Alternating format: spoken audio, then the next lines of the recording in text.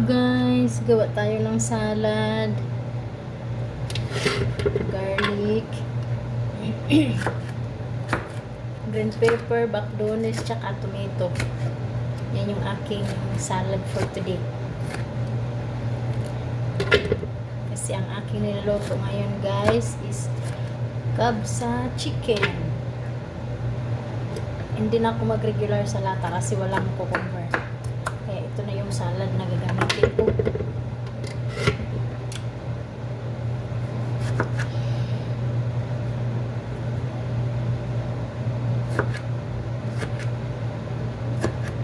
Tapos i-blender natin guys. Salt lang at saka kalamansi yung ating nito, pampalasa. Ganun lang kasimple yung salata nila guys.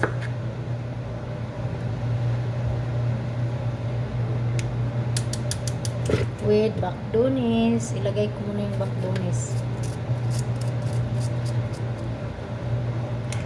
Tsaka ka natin i-blender.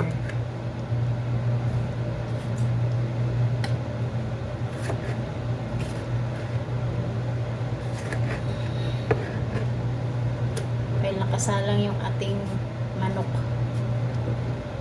Hindi ko pa nilagyan ng bigas.